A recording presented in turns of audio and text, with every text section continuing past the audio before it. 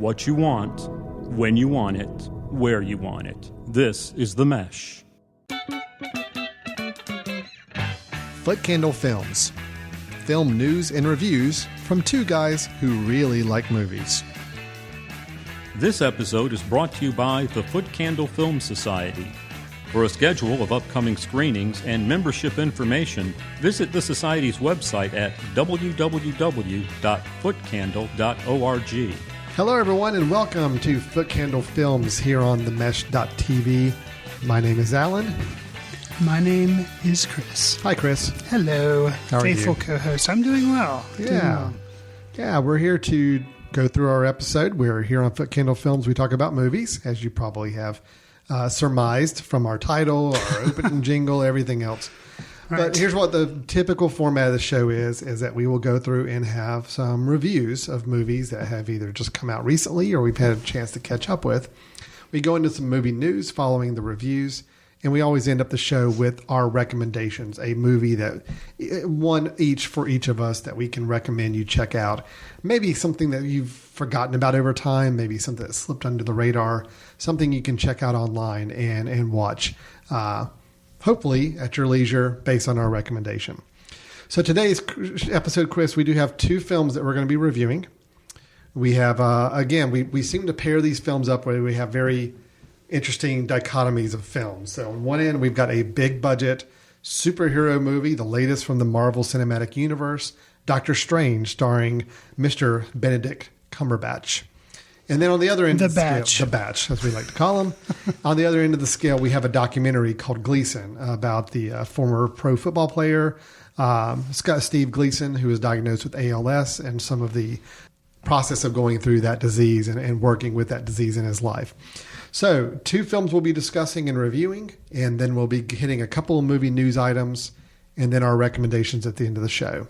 Sounds like a plan? Yes, let's do it. Let's get started. So, right into our first review, which is Marvel's latest superhero movie blockbuster film. It's called Doctor Strange. What if I told you the reality you know is one of many?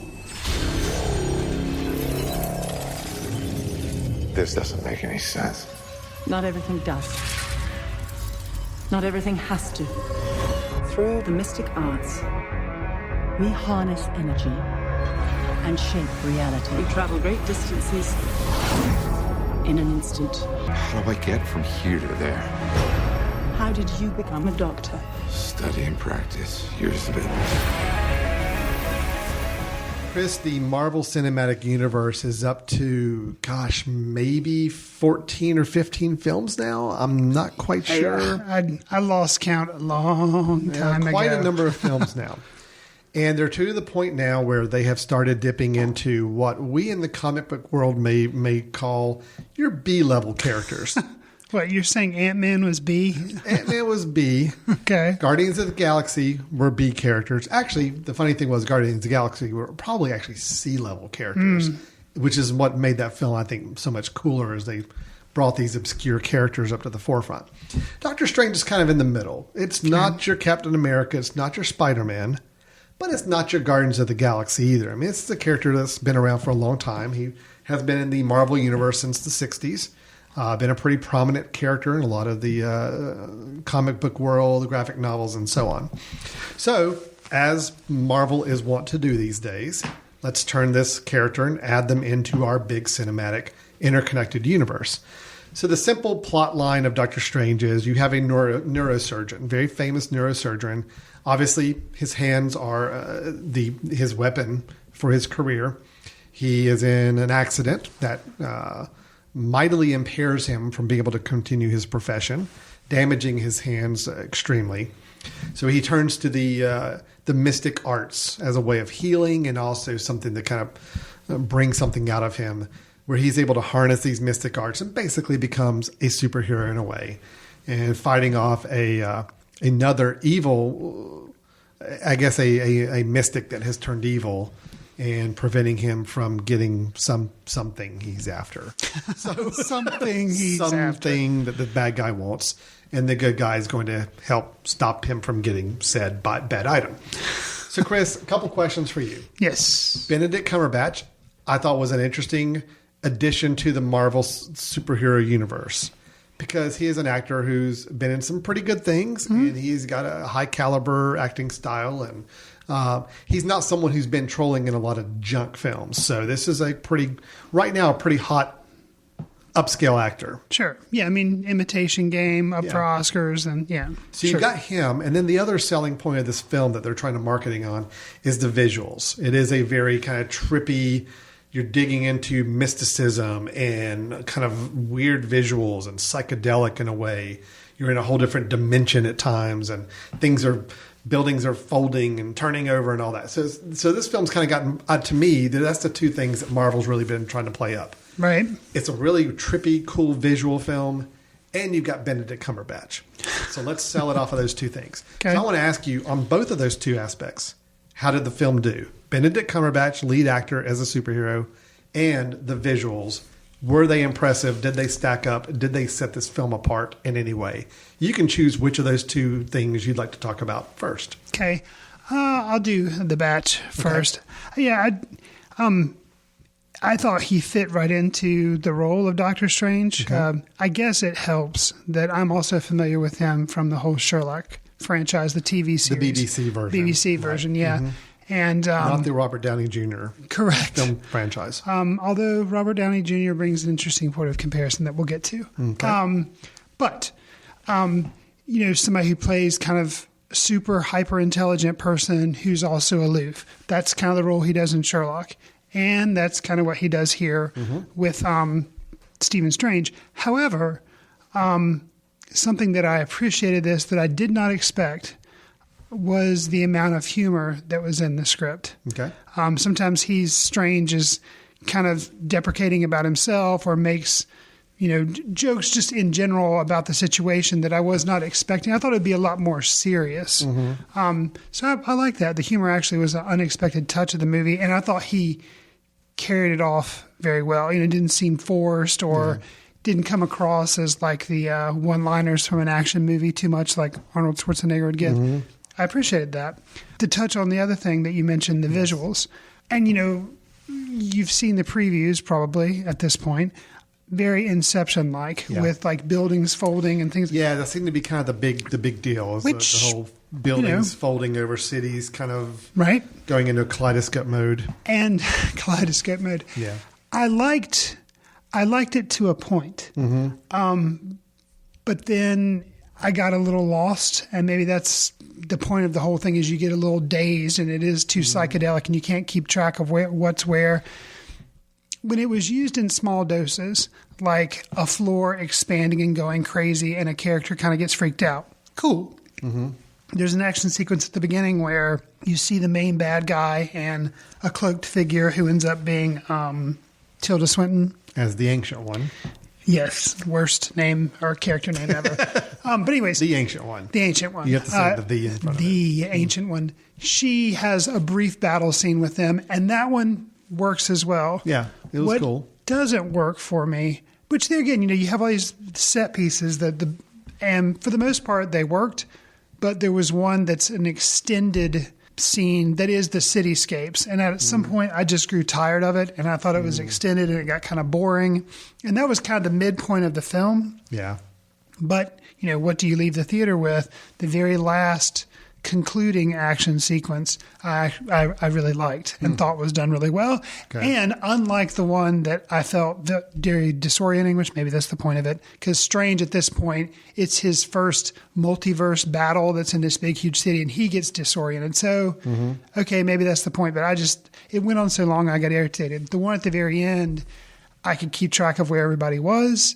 It was effective because some things were going forward in time while others were being rewound. And to keep all that believable, I guess, even though this is a fiction movie, I thought it was pretty impressive. Okay. You talked about the A-level characters, B-level, C-level. I actually knew who Doctor Strange was just because I had one comic book of Doctor Strange when I was a kid. Okay. When I heard they were making a movie out of this, I was like, I really can't believe they're doing this.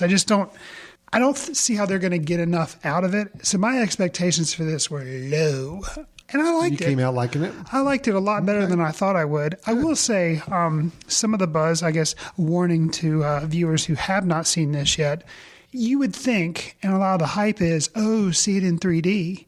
And I would think that too. So I saw it in 3D, and I didn't really think it added that much. And discussions that you and I have had off mic, I think it is because it was post-done. That's my guess. I mean, I just don't think it was shot. It wasn't shot in 3D. It So was be done in post, which of all the 3D movies I've seen, which is not that many because I typically stay away from 3D. As do I. This one, knowing it was a post 3D production job, was one of the better post 3D production jobs I've seen. It's no Avatar. It's no Gravity. The ones that were shot for 3D that really give you that sense. And so I think I went in thinking and paid the $10.25. Went in thinking that it was going to be one of those that was shot that way, and it wasn't. And the 3D that was there done post-wise wasn't bad, but it just didn't add a lot to the movie, where if the folding dimensions had been shot that way, and then I think it would have been crazy cool. Yeah. But, Okay. So you liked the movie. Overall, I did like it. I do have some comparisons or some things that maybe I didn't like as much. Sure. But before I get to those, how was your overall take on the movie? I had a fine time with it. I had a fine time. I'm just getting to a certain point. And this is hard for me to say because I am a Marvel superhero guy. I like the Marvel movies. I think they're fun. You mentioned the humor, and that is one thing I enjoy about almost every single one of their films is there's always some nice humanity touch of humor to the film. Unlike what I feel like the DC movies have been, which have been dark and when serious. the humor's put in, it's almost forced in there. Everything else is very dark and oppressing. Right. So I like the lighter touch that Marvel's done. And I really like Benedict Cumberbatch in the character. I thought the character was played extremely well and written very well. I mean, I bought his character. It's just the movie as a whole.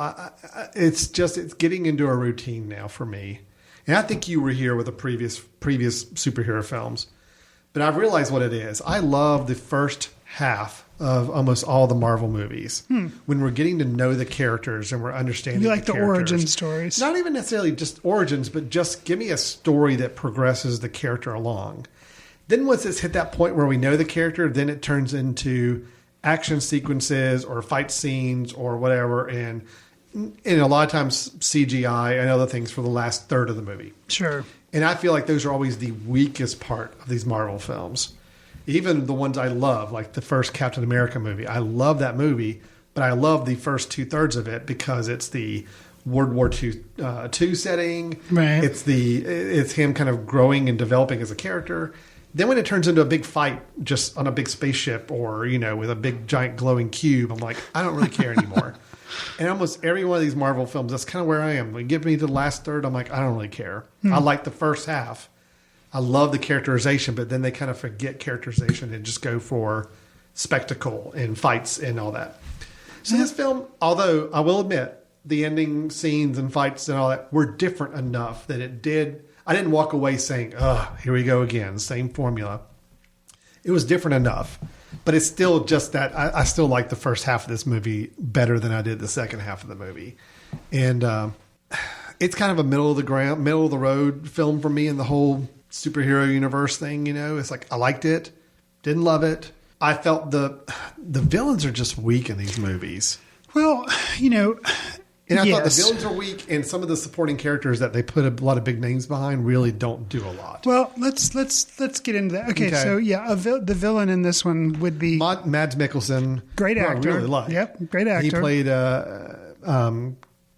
the fact that I can't even say his name, Caseless or something, tells you knows? just how impactful he was. To Well, all the names here. are done. Chiwetel Ejiofor plays Mordo. That's dumb. That sounds like a name like a kindergarten. No. That sounds like a name a kindergartner would come up with. Mordo, no. Mordo is important. I'm not saying he's not important. I'm saying it's a dumb name, dumb character name. That's a nice old 60s Mordo. comic Oh, name. well, okay. Baron Mordo is the name of the character actually in the comics. Okay. I feel like a lot of people were wasted here. Yeah, You do the Tilda Swinton. I was kind of excited to see her portrayal of like this ancient leader. Why can't we just give her hair? Why does she have to wear a bald cap? I don't know, but she just looks weird. She did, and her parts were fairly short, and I thought they were pretty routine, and they would be exactly what I would expect somebody to play in that role. And I thought we could have that role be a little more daring than it came across. I just wanted her to have hair. Yeah, okay. Chiwetel Ejiofor is Mordo. Yeah, he's basically the sidekick the whole film. In the comics, he does take a different path, and I think there's some credit sequences that allude to that. But yeah, the whole film is he just kind of was there as a sidekick, and I thought, here's a Academy Award nominated actor, and I feel like they're just putting him through normal paces here. Well, even Rachel McAdams, who I like as an actress, I thought was just very superfluous here to the film. Well, I was surprised Michael Stuhlbarg, A, was in this movie, and then B, he just plays this doctor that Doctor Strange dumps on and makes fun of and mocks. He's in 3 scenes or something. And I'm does he turn into anything? He plays Dr. Nicodemus West. Does he turn into anything? The name sounds familiar. I need to look it back up. I'm not terribly familiar, but with a name like Nicodemus, Dr. Nicodemus West, sounds I'm sure like there's something. got to be something in the comics that he alludes to. How about another actor, Benjamin Bratt? He plays Jonathan Pangborn. Yeah. Does he turn into something too? No, not that I'm aware of. Because both of those actors I saw, I was like, oh wow, that. And then Benjamin Bratt, he's in 2 scenes. Oh yeah, I think. Well, yeah, 2 scenes. Yeah, I don't really know. And again, I just. These movies need to really flesh out and make their villains just as interesting as the heroes. Right. Which I don't feel like they're doing right now. And you stack a lot of good, talented actors, and then you kind of walk away feeling like they just really all had very little to do. I mean, this was the Batch's movie, okay? I mean, he's in almost every scene. Yeah. He's the one carrying it. So I would have preferred not getting the big name actors in there for these more supporting roles. Give me some people I'm not familiar with. Let Benedict kind of steer the show, but then give me some new acting blood in there. Make it a little more interesting to watch. I'll say, too, with this movie, having read the comic book, his outfit, his get-up is kind of goofy looking. Mm-hmm. He's wearing this blue kind of random tunic and this big amulet that looks like he's about to go to a disco. Mm-hmm. And he has this huge flowing red cloak on. Just looks kind of dumb. And when I saw the posters for this movie, I'm like, oh, they're keeping him in the same costume, so that's going to be interesting. But within the confines of this movie, and he goes to Tibet or wherever it is to learn these mystic arts to help him try to heal himself, or Kathmandu or whatever. Mm-hmm. So that's where some of the blue tunics and robes and all that stuff comes from. So you're like, okay.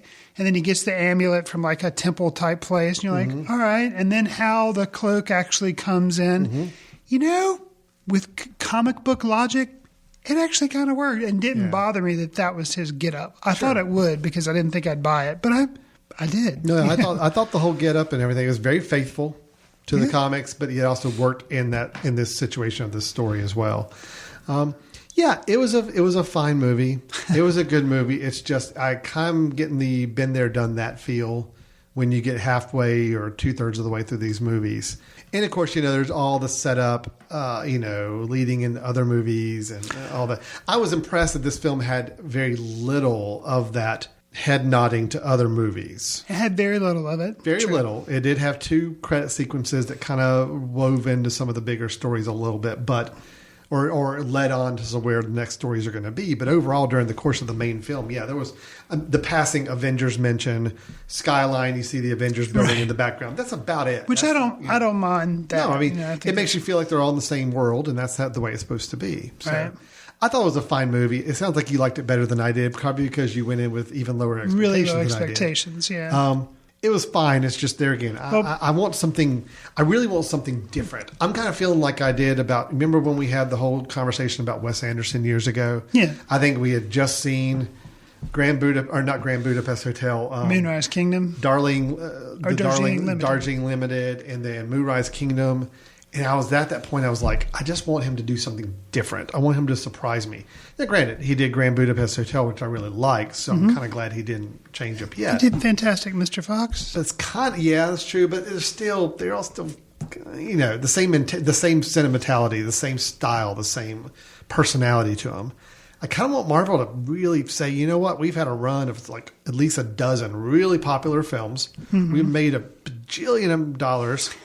Let's do something really different. And I think they were trying with this one. It's like, let's make this really weird, trippy film with a lot of interesting visuals. That's not something we've done in a lot of our films before. But I felt like they could have just got a little more. They could have made it a little more interesting or daring. It'll be It'll interesting, which of course they do set up that there could be a sequel to this movie. Oh, and there will be. And there's been money made. Yeah, it made tons of money.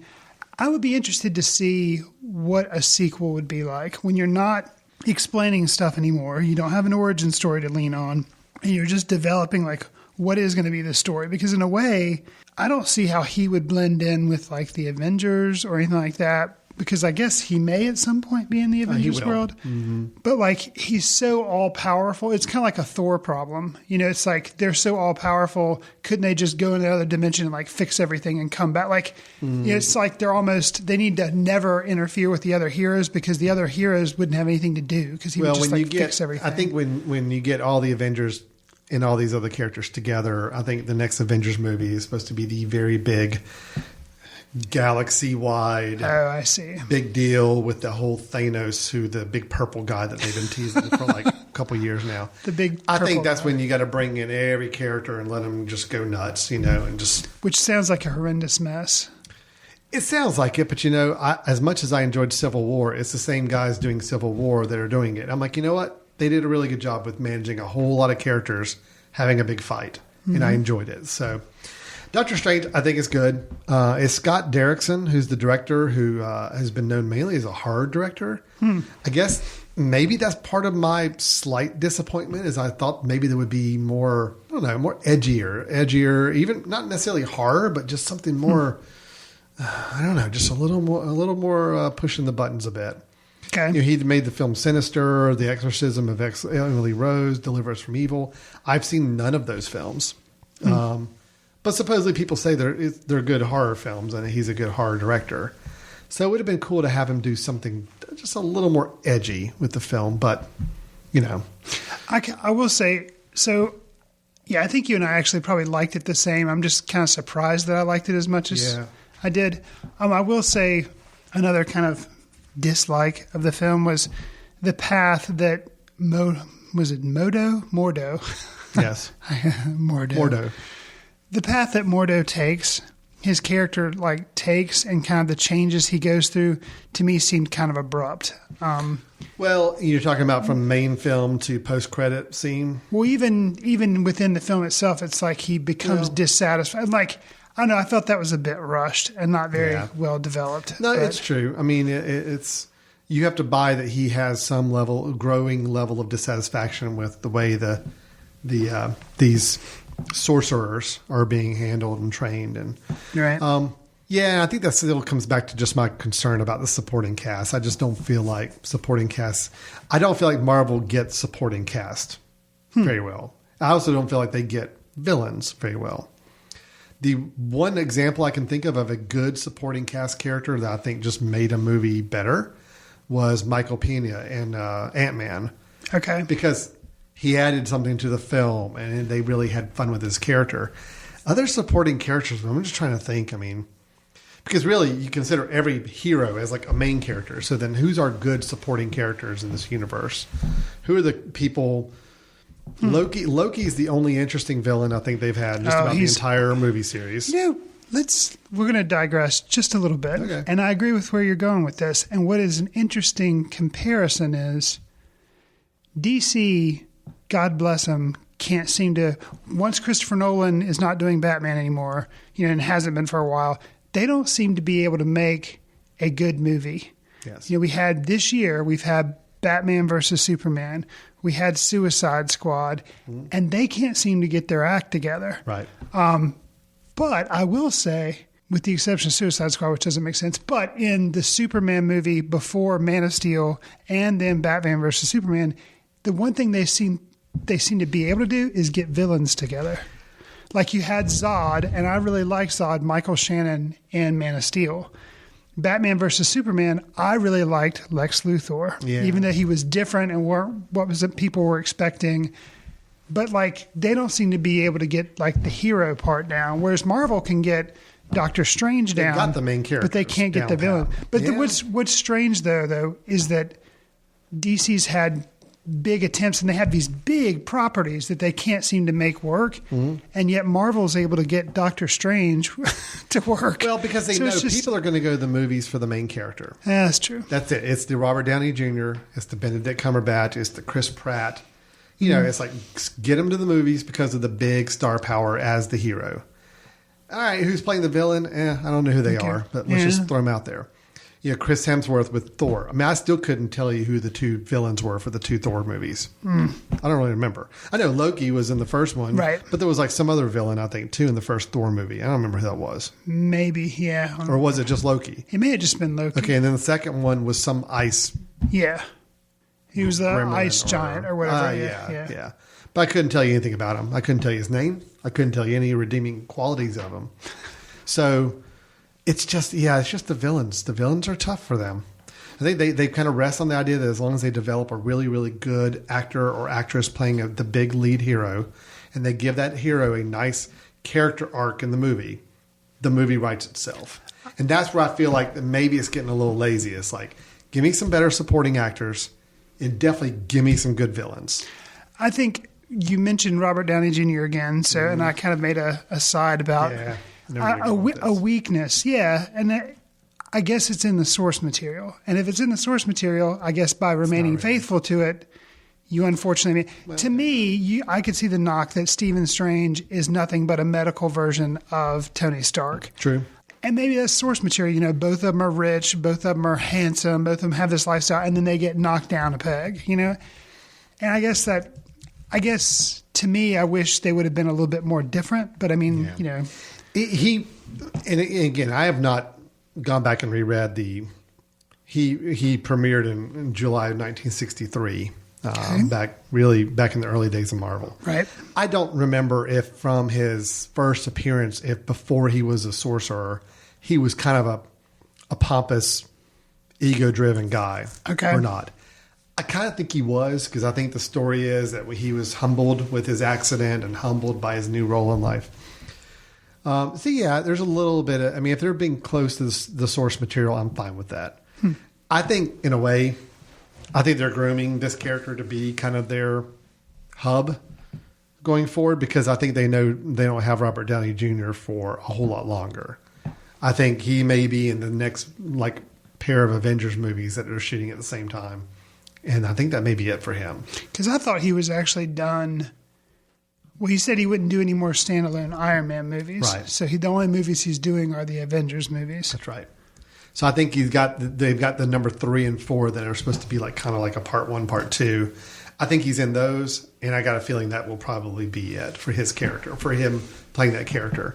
Right. They'll either have somebody else take on the mantle of Iron Man or do something else. So I think they kind of need their smarmy, smart alecky rich guy. boy. Although, after Doctor Strange becomes Doctor Strange, he's really not as much that way. True. It's pre-accident.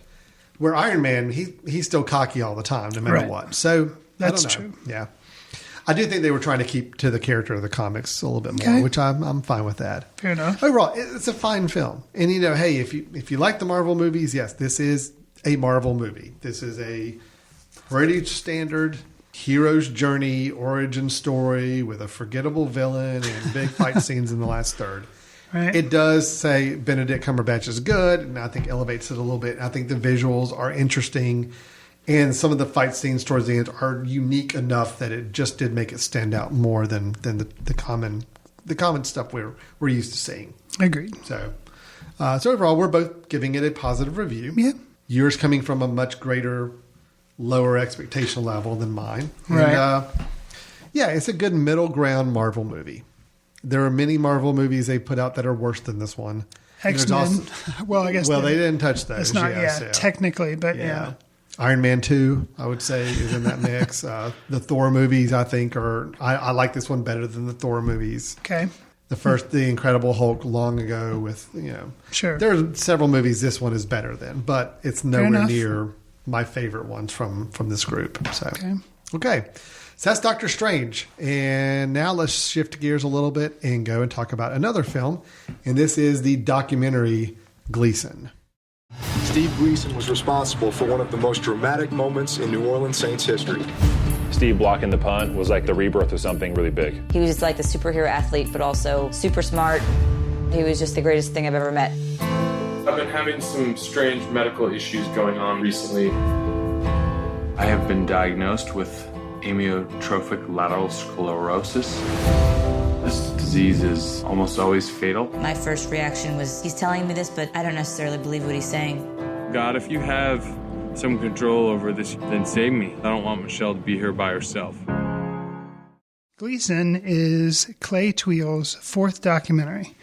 It is about the title person, Stephen Gleason, who is a former professional football player, and he gets diagnosed with ALS.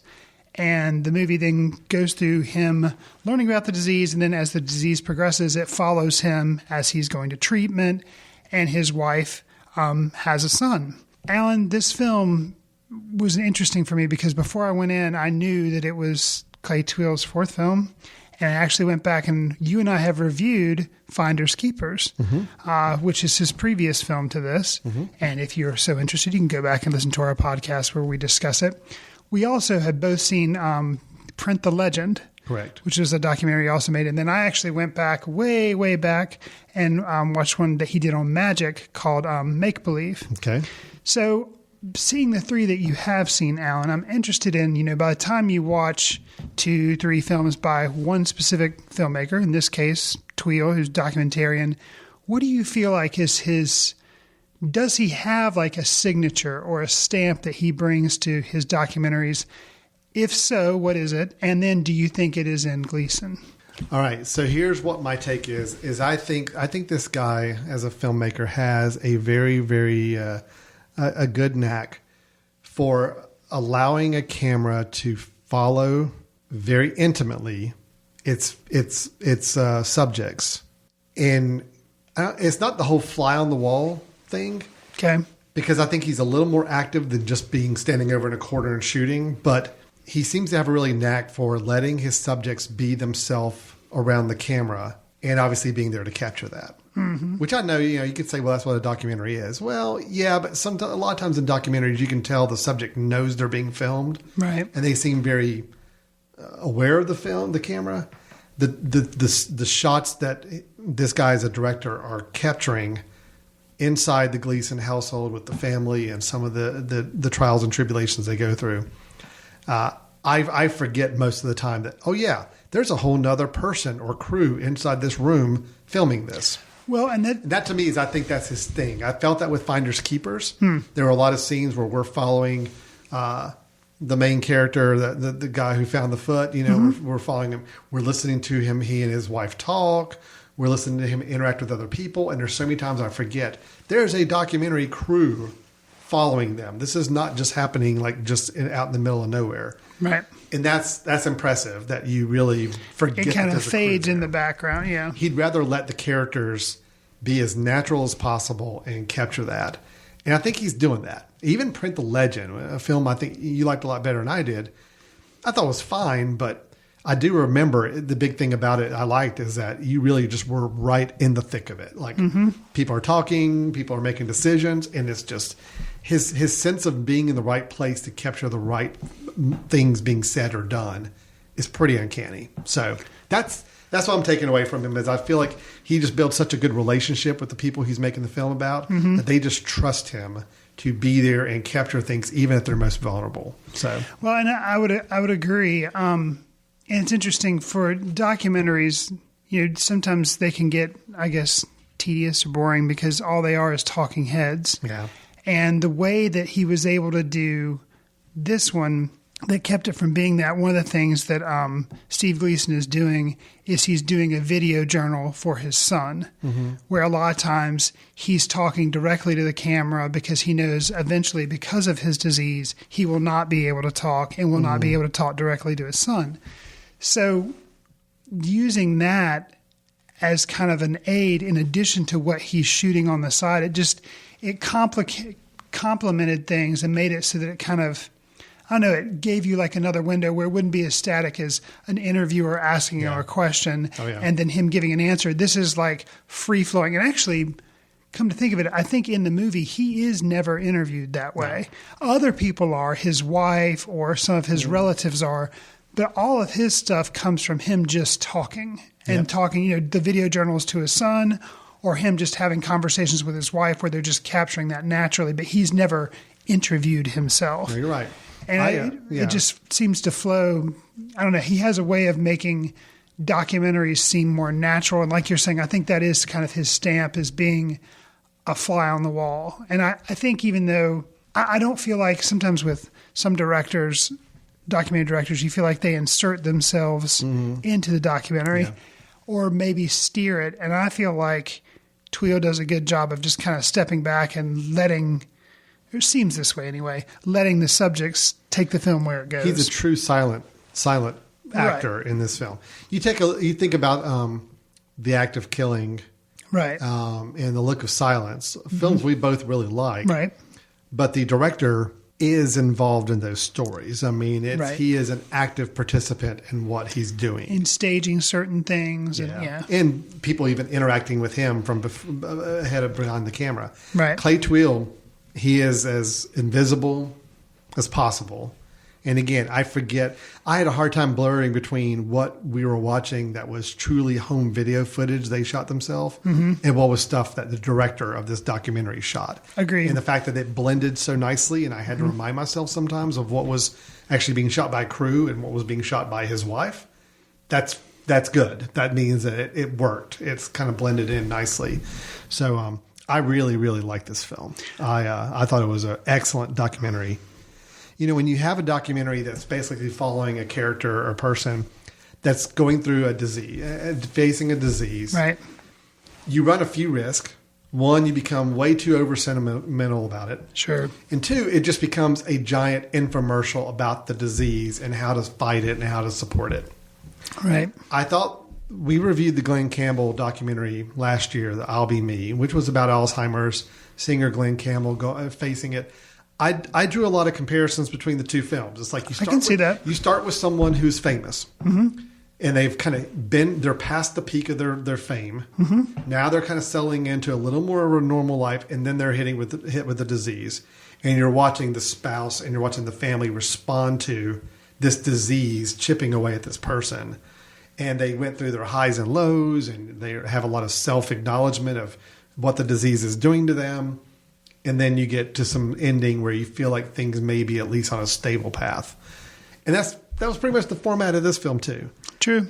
I just think this film did a great job in that it did all those things that a typical medical-based documentary about a person dealing with a dreaded disease. It did all the things it had to do in that. But by adding in the concept of him setting up a video blog for his unborn son, and all of that footage that they were able to weave in to make it more of this self-narrated documentary, that's what to me really set it apart. And the fact that I think Steve Gleason, the character, the main subject, is a pretty fascinating guy. Well, and that's actually what I got more out of this documentary than I thought I would. I thought it would just be a study of, this is a horrible disease. Look at how these people have coped with it and the struggle and how, sad and how difficult it is. And it does show you that. But what I was surprised at is what a fascinating person Gleason is. Yeah. His sense of adventure and I don't know, just a lot of some of the blog entries that he would do, video blog entries that he would do for his son, some of the stuff and his kind of philosophies and how he was open to stuff. You're just like, wow, he's a really fascinating person.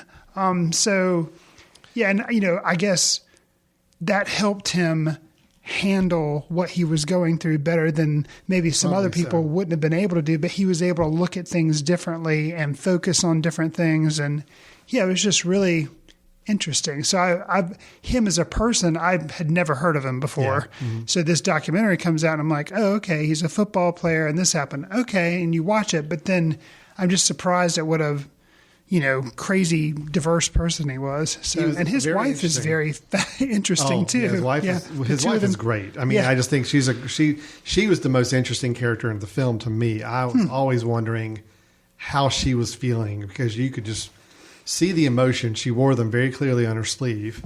Yeah. She's very open and feeling about how she feels about things.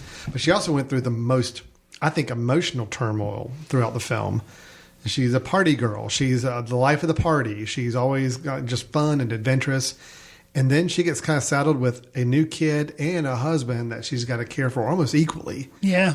All in the same time frame. And her life just basically turns into just a routine. Yeah. And she even acknowledged this towards the end. It's like, I'm kind of wasting away here. Yeah. And to me, that's just fascinating to hear that honesty. To like, yeah, this is like wearing me down. And I kind of need my own outlets. And I kind of need to get some things cleared up. I need some help, And it was really impressive.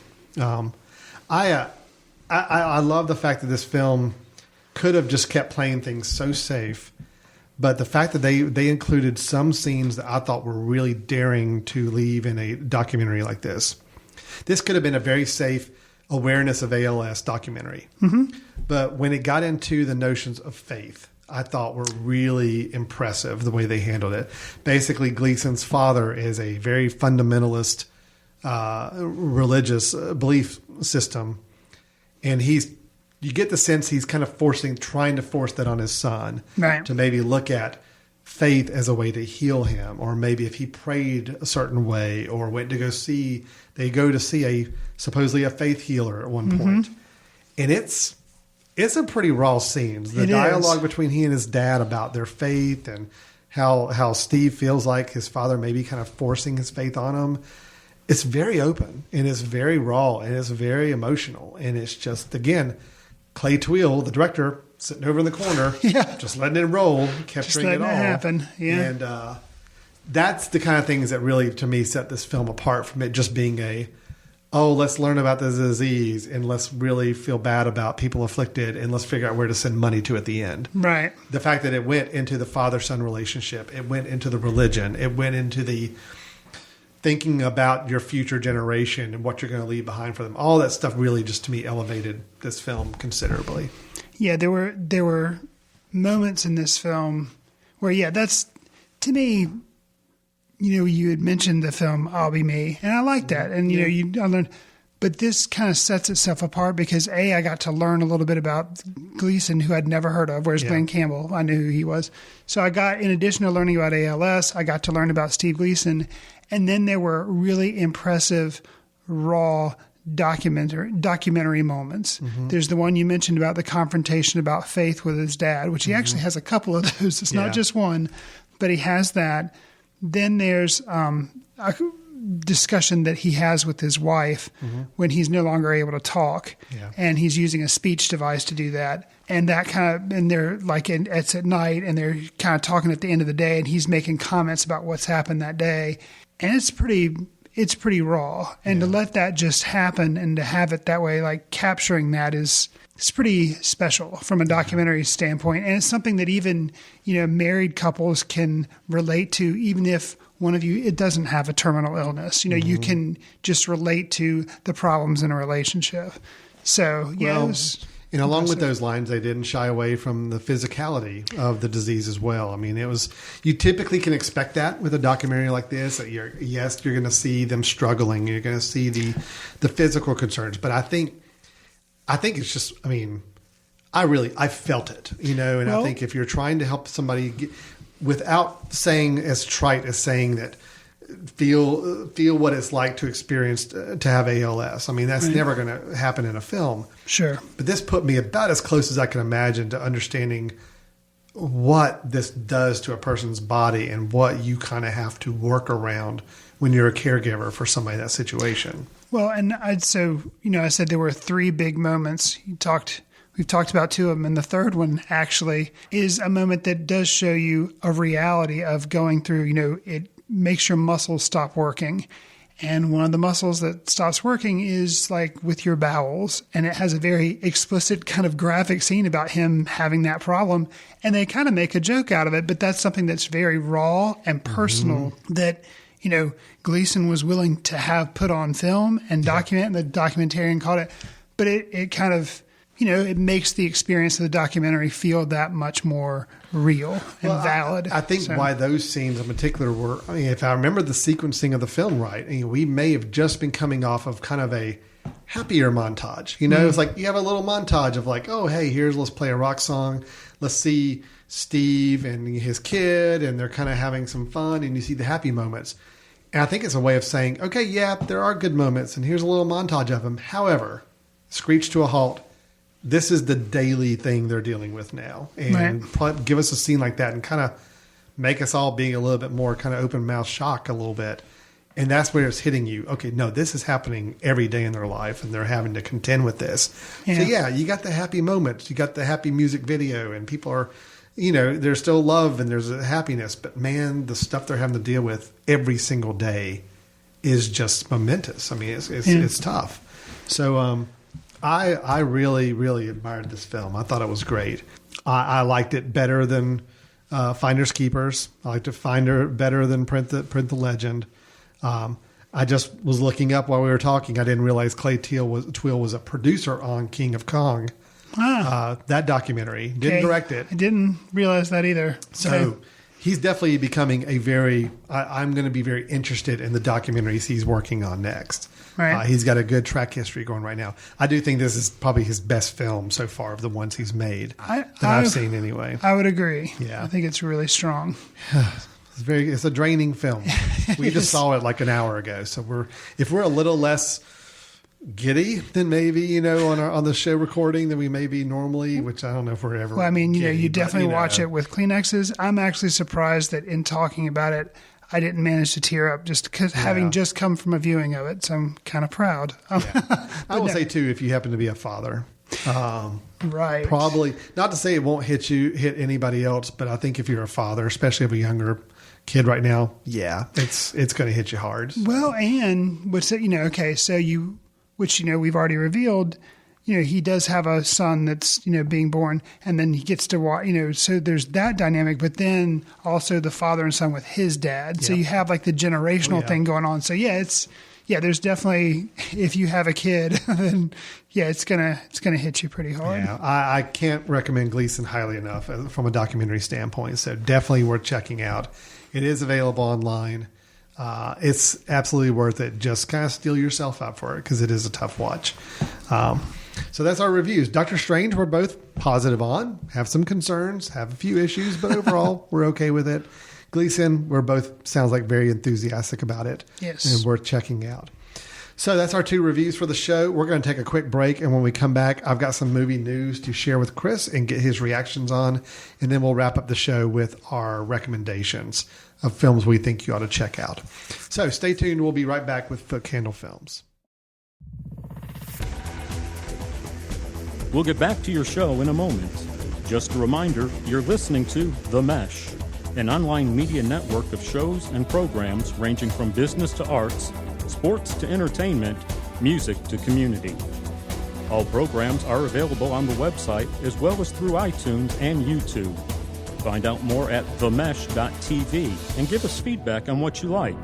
And now, as promised, back to your show. Welcome back to Footcandle Films here on themesh.tv. My name is Alan, and I'm pointing to somebody across the table whose name is Chris. Yes. We're here as always going through our episodes. We already finished our 2 main reviews, which was Doctor Strange and Gleason, which we both reviewed positively. Gleason, absolutely top marks. Go check it out.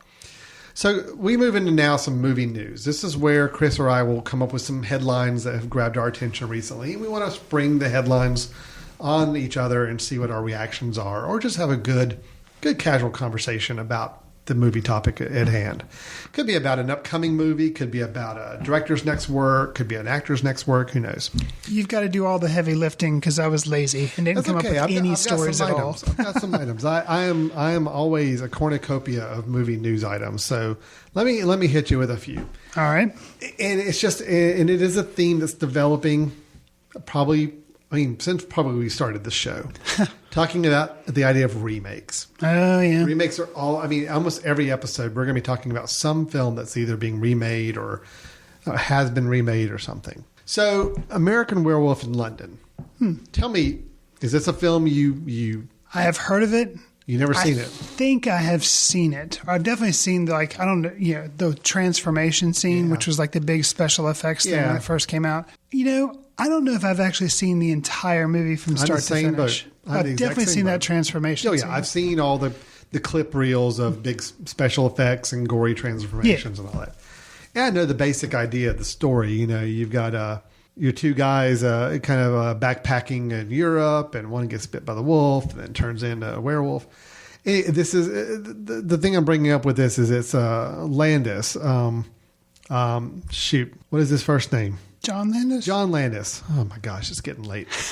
John Landis directed the film. Right. John Landis also made a lot of comedies back in the 80s. Mm-hmm. Kind of a diverse filmmaker, but there is talks now about they're going to remake American Werewolf in London. I'm like, okay, I'm okay with that because I'm not I don't have a huge affinity to the original. I don't even think I've seen it all the way through. Right. Max Landis, it appears, who is the son of John Landis, does appear to be the one that will be writing and directing this remake. Interesting. And with his father executive producing. They're also bringing in The Walking Dead's Robert Kirkman. Now, no, you and I have never talked about The Walking Dead. I've seen like one episode of that show. So Robert Kirkman is the comic book creator that created The Walking Dead. And that's he's been writing it since day one. They're up to like 150 issues now, and he keeps writing it. Okay. And he's the executive producer of the TV show. Got you. So they're bringing him in as a producer as well on this film. So they're trying to add some heavy-duty horror, gore aficionados to the mix, keeping John Landis in the mix, but now passing the baton to his son. So you have any interest in this? Or since you weren't really that crazy about the original. Do they have any actors assigned to it yet? No, not yet.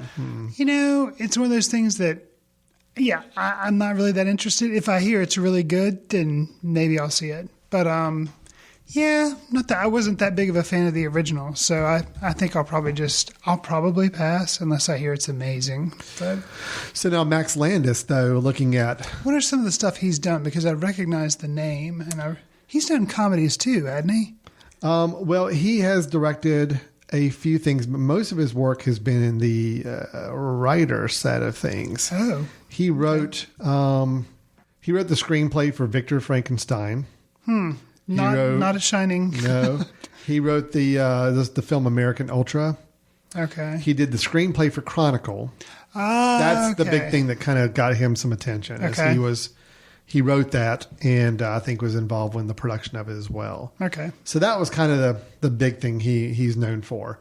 Hasn't really done much beyond that. So other than writing some things and not a whole lot to speak of. He's writing and directing this remake. Yeah. Okay. So, the people who are fans of the movie, I've read online, are a little nervous. But there again, I don't think the original was so, we can't ever touch this original. That's like classic. I think this is the kind of film you could flex with and have some fun with, I think. So it could be all right. So let me ask you about a film that I'm curious to know if you know anything about it. Because honestly, looking at it and having watched the trailer, it's like, oh yeah, this has got Chris Fry written all freaking over it. Okay. Luc Besson, he did The Professional, Leon, I guess, The Professional. He did The Fifth Element. Are you a fan of The Fifth Element? Maybe I need to give it a rewatch, but no, I was not when I saw it. But it also has Chris Tucker in it, doesn't it? It does, but it's Bruce Willis. Bruce Willis stars. But it's Chris Tucker. And Chris Tucker is like Kevin Hart before Kevin Hart was Kevin Hart. Something about them is like a high school marching band playing in my ear. Wow. I just can't take it. Well, Luc Besson has a new science fiction film coming out. Okay. It's called Valerian in the City of a Thousand Planets. It's a long title. It is. I wasn't sure if it was based on a book. So that's kind of partially what I was asking you about. Not that I haven't read it, but that there's lots of books I haven't, so I don't know. Well, there are two things about this film I'm going to tell you that I think are going to make you be a little more interested in the film. Okay. So it is a science I like fiction. Science fiction. So that's a given. So that's already kind of set the framework for this may being something you enjoy. The star of it is Mr. Dane DeHaan, who you like. Yeah. You have mentioned him before about thinking he's a good up-and-coming actor. He was in Chronicle and one of the Spider-Man films. Yeah. But I've heard you comment how you think he's an interesting actor and maybe doing something. Then he was also in the Fantastic Four, wasn't he? Or no? No, that was not. No. That was Miles Teller was in that. Oh, right. Okay. Yeah. Right. Dane DeHaan, I'm trying to remember what else he's been in. He's been in a couple other things, but anyway, he's starring in the film. Okay. The trailer is some really cool visuals, and it's very spacey. Cool. Here's the thing that was interesting. So when you watch the trailer for this, there is a Beatles song in the trailer. A Beatles song in a science fiction movie. Yep. Well, Maybe, more interesting than that, Chris. This is going to blow your mind. The use of the song "Because" by the Beatles is in the trailer. Okay. It's the first time that a master recording from the Beatles has ever been featured in a film advertisement. I was really surprised by that. As many hundreds and hundreds of trailers that come out using popular music. I know they're really tight with the rights, and they're very specific about how stuff's used. It just never dawned on me that there's never been a Beatles song used in a film advertisement, like the original recording of a Beatles song. Right. But this one is the first. And supposedly they just reached out to Paul McCartney, and he seems to be a big fan of Luc Besson anyway. So they said, all right, fine, here to use this. And it really does add something to the trailer. So I thought that was cool. So, using a cool Beatles tune, Dane DeHaan, Luc Besson, very, very sci-fi-ish. Do we know when it comes out? Do they have a release date? Let's see here. It's coming out July 2017. Okay. So within a year. Within a year. Yeah. Okay. Should be interesting. Check out the trailer. The trailer's not a spoilery trailer. It's not going to tell you everything that's going on. Those are the type of trailers I like. This is one where if you don't know anything about the film and you want to get a sense of what this film's going to be like, I think this does it for you. Okay. Cool. So, yeah, it's a couple interesting projects there. And the only other thing I was going to ask you about, I'm asking a lot of questions in this news because honestly, these are projects I'm not very familiar with, and I'm kind of just curious your take on it. You know anything about Ghost in the Shell? I don't know if it was a comic book first, but I know that it was an anime from like the 80s, early 90s or something.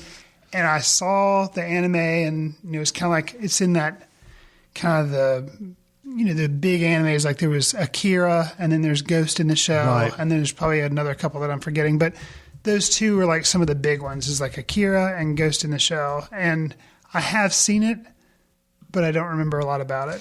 See, this is the whole genre I'm just really not versed in at all. So I've always heard of Ghost in the Shell. Yeah. Always heard it's a really just, great read and very visual, and the cartoon style, anime style is just both the graphic novel version and the cartoon versions are just great. So it was a graphic novel. I believe so. Okay. I believe so. I'm kind of speaking out of term, but I believe so. Okay.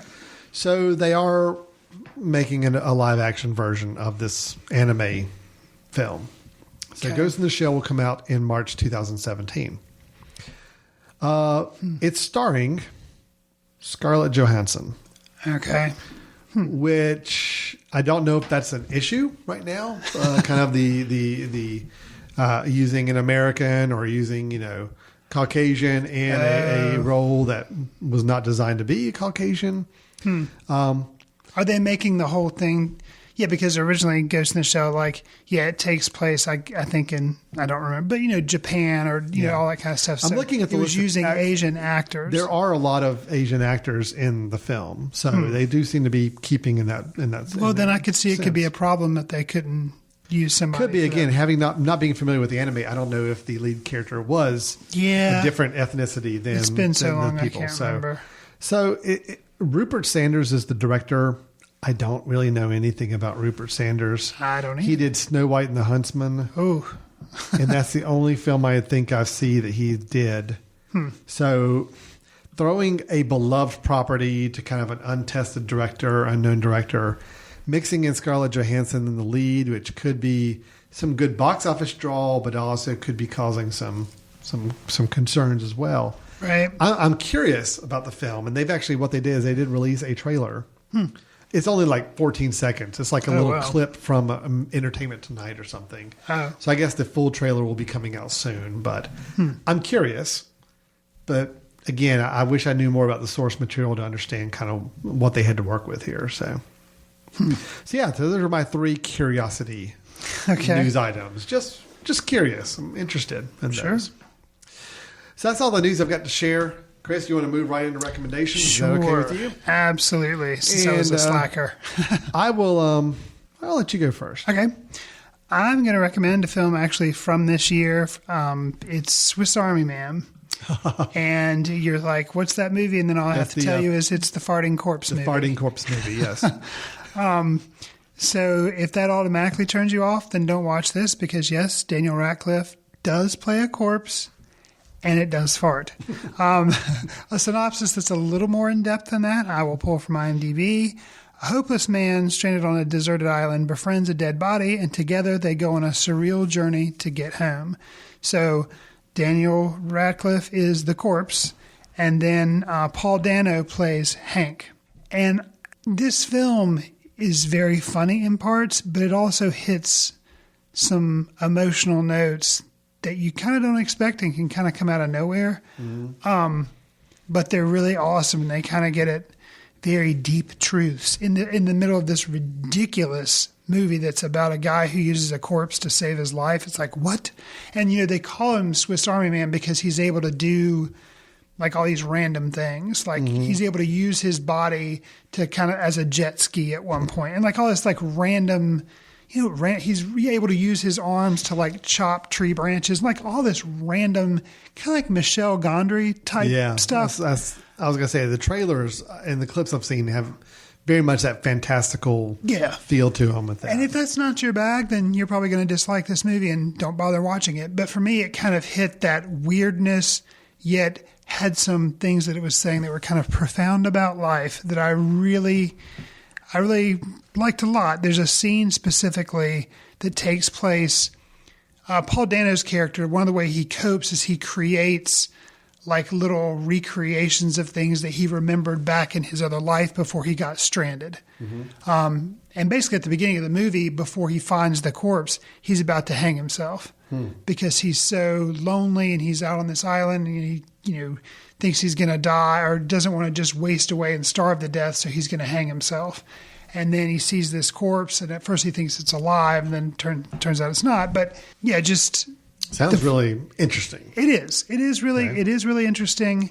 And one of the scenes that I particularly like is he's trying to teach the corpse about life back on the mainland, like back about his life that he left and why life is worth living. Right. And he's teaching this to a corpse. So there are all these levels there.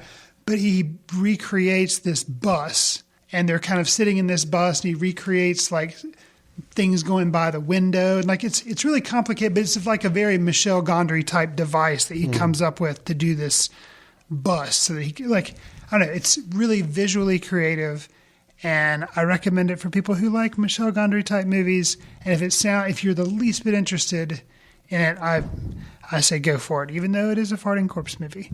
Farting corpse movie, and recommended by Chris. It has one of the weirdest songs, and you can look it up on iTunes, and I heard it in the movie. I'm like, I want that song. It's called Montage, and they actually have Daniel Radcliffe and Paul Dano doing some of the, I guess you can call it singing, maybe you want to call it chanting in the song, and it's like really catchy and gets stuck in your head. So that's one of the reasons I really like the movie is because I can't get the song that was in the movie out of my head.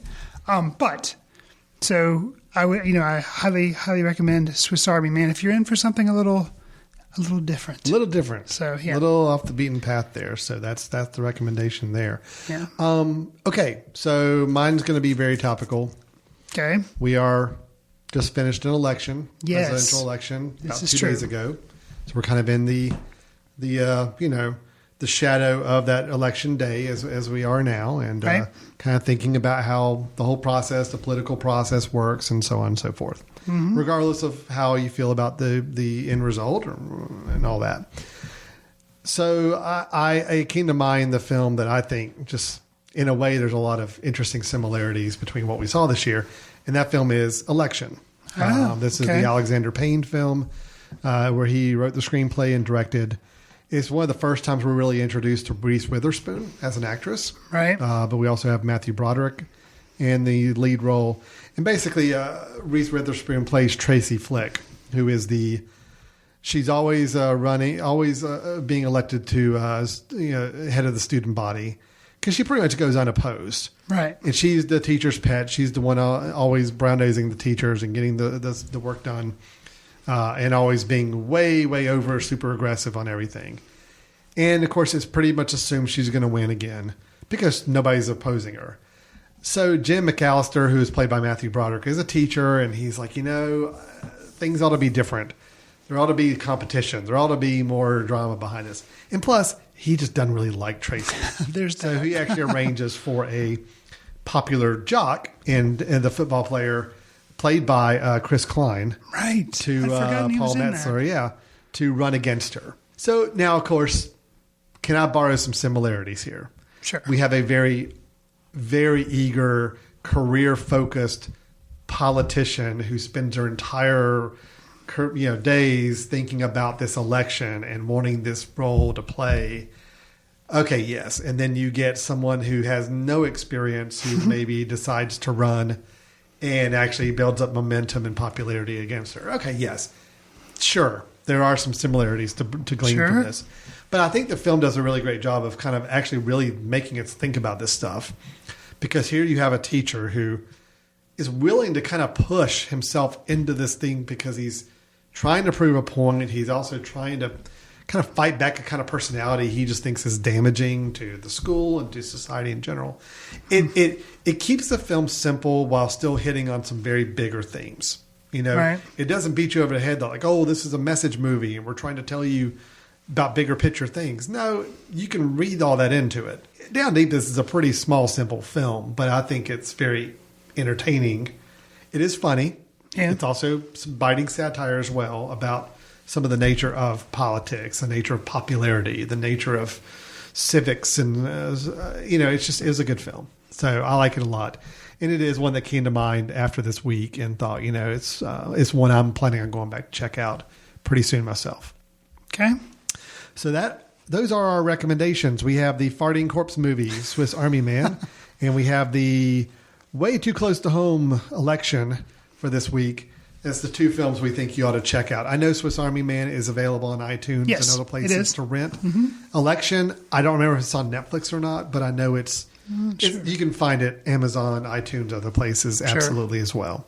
So two films we think you ought to check out as you have time. So I believe that is our show for today. Doctor Strange, good. Gleason, great. Max Landis is doing American Werewolf in London remake for his father. We've got Ghost in the Shell coming somehow that we know very little about. Chris has got a new sci-fi film coming out that has a Beatles song in the trailer. I'm going to have to check out the trailer. Valerian, is that what the name of that one was? Sure. Yeah, I think that was it. Has a really long title. Really long title. Luc Besson. Just look for that. And then we had our recommendation, Swiss Army Man and Election. So we are Footcandle Films. We are part of the Footcandle Film Society, an offshoot of that. You can learn more about us as a film society at footcandle.org. We will, of course, have our Footcandle Film Festival coming up in 2017. It'll be the last weekend in September. Remind me the dates, Chris. 22nd through the 24th. 22nd through the 24th. We've already kind of booked it way in advance, so we're ready to go for that weekend. If you're interested and you are a filmmaker, because that's who would be interested in, at this point, the film festival, go to footcandlefilmfestival.com, and there's a link there that you can submit your work because we are accepting submissions. So if you're a filmmaker and you're interested in submitting, please do so. And also, Chris, if people like our show, or even if they hate our show and they just have things to say to us, how can they reach out to us? How can they connect with us somehow? Reach out to us by sending an email at info@themesh.tv and just tell us, address it to Footcandle Films. Let us know what you like, don't like, a movie that you want us to review, or something we got wrong in one of our reviews. You can drop us a line. Also, at themesh.tv, we have all of our past episodes of Footcandle Films. You can go and, spend, I don't know how long it would take you to go through all our past episodes, but it would take a while. If you end up doing that, write us and let us know how long it took you to listen to all the episodes. As well as on themesh.tv, there's tons of other shows that you can listen to. There's things about business. There's a fantasy football show. So check that out as well. Yeah, a lot of great stuff to check out. So again, it's all free. It's easy to listen to. Even if the word podcast scares you a little bit, don't worry. Just go to the website, themesh.tv, and find something that looks good and find the little play button on there, and you're ready to go. You got something to listen to. So we're going to go ahead and wrap up the show. Thank you, Chris. Thank you, listeners. Thank It's been you, fun. everybody, as always. And we'll look forward to talking to you next time. See you in the ticket line. Watch news through the courtesy of Footcandle Film Society. Special thanks to Carpal Tuller for the show theme music. For more about Carpal Tuller, visit www.carpaltuller.com.